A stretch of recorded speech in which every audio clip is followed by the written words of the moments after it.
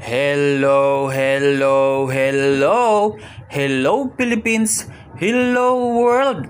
Panibagong buhay, panibagong pag-asa. Ito po si Kalabs TV Vlog, ang nasa inyo'y bumabati. Charot. Sige lang ng sige. Gawa lang ng gawa ng vlog hanggat hindi ako sumasahod sa YouTube at sa Facebook. Hindi tayo titigil. Kung sa bagay, practice ko na rin ito sa stroke ko. Kung mapapansin nyo nga, bulol pa ako at hirap magsalita. O siya, doon tayo sa paksa natin ngayon. Paksa talaga, Teacher Wiki. Parang teacher ka ulit, Chawot! Wala lang, naalala ko lang ang mga ginagawa ko dati. Imagine, matagal-tagal din akong naging guro. Dekada na. Na-stroke lang talaga ako. Kung bakit nawala ako sa larangan ng pagtuturo. Hay nako. Naiiyak na naman ako. Wag na nga lang yan ang pag-usapan natin. Pag-usapan natin kung ano ang paksa natin sa araw na ito. Naalala ko si Kukuk. Si Kukuk nga pala, malaki na. Yung alaga kong manok. Natutuwa ako sa kaniya. Pag may pera kong extra, binibilan ko siya ng food niya. Kapag wala, kanin na lang muna. Hayun, sumagot naman siya. Okay lang. Sa susunod na lang, tiis-tiis muna ako dito.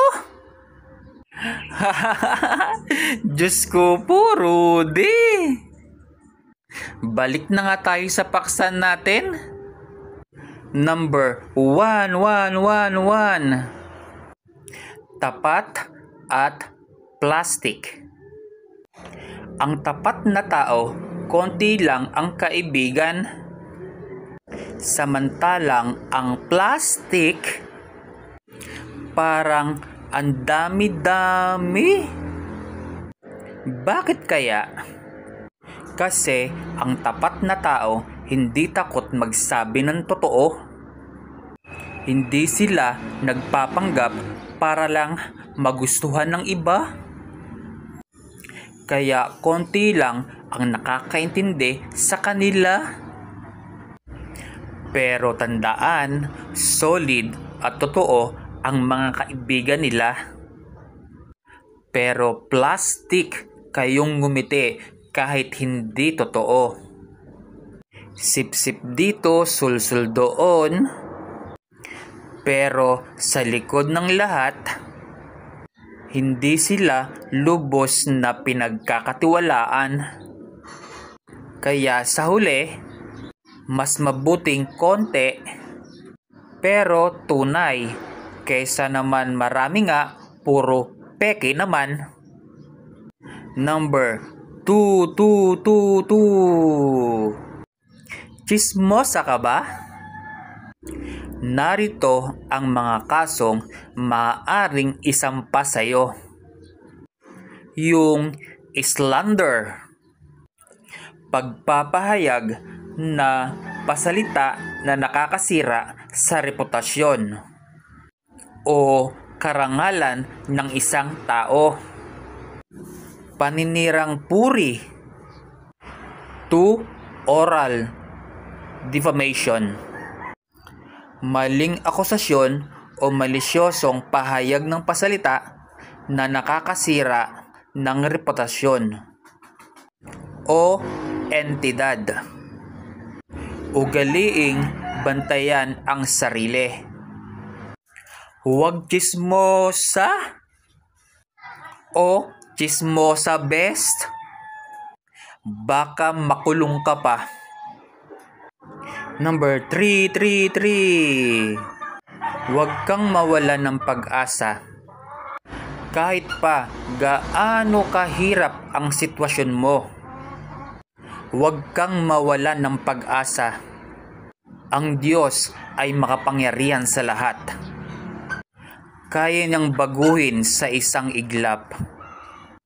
Basta't may pananampalataya at may biyaya. Number 444. Habaan mo ang pasensya mo. Kasi guguluhin ka nila para magkamali ka at palabasin kang masama. Kasi ang mahilig sa sulsol, bihasa sa drama at gulo. Tandaan, ang lason na bulong ay mas mapanganib sa iniinom. O siya, tapos na naman tayo. Tapos na ang kwentuhan natin. Hanggang sa muli, bukas ulit. Paalam. God bless po. Bye-bye. Very good. Ciao.